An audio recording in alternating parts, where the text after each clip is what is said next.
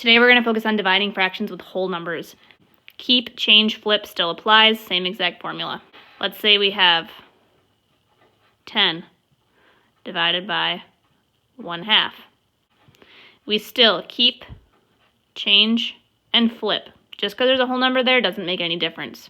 When I rewrite my problem, keep 10 the same, change the sign, flip the last number. Now 2 is on the top, 1 is on the bottom. Now remember, if I have a whole number here, there's a secret 1 underneath every whole number.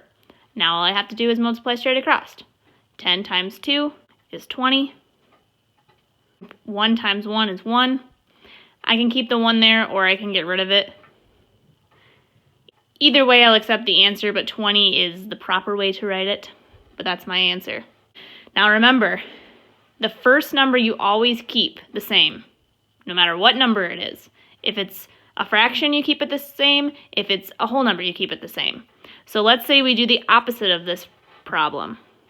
I'm going to start with a fraction this time. This time, let's say I have 2/5 divided by 7. Guess what? You still have to keep, change, flip. The first number you always keep. It doesn't matter if this one's a whole number and this one's a fraction. You have to keep the one that comes first. So this is keep.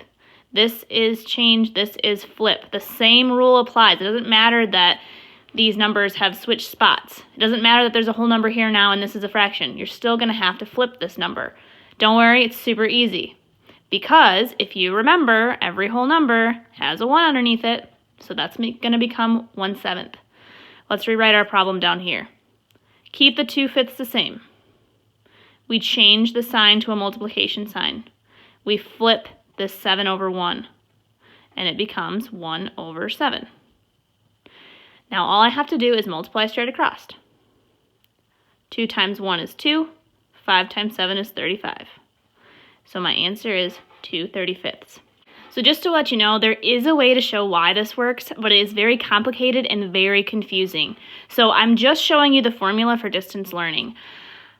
I could draw it out and I could explain it, but I felt like if I did that, it would be way more complicated. So that's why I chose to just show you the formula, show you the straight up numbers so that you could solve the problems without getting super confused. I know this might not make sense why we do it, but like I said, if I explain why, it's going to become really, really confusing. So just trust me on this. This is how you do it when you're dividing fractions.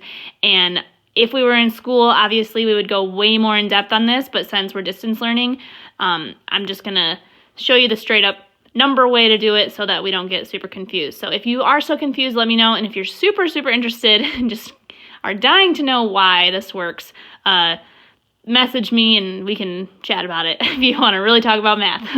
I highly doubt many people want to do that though.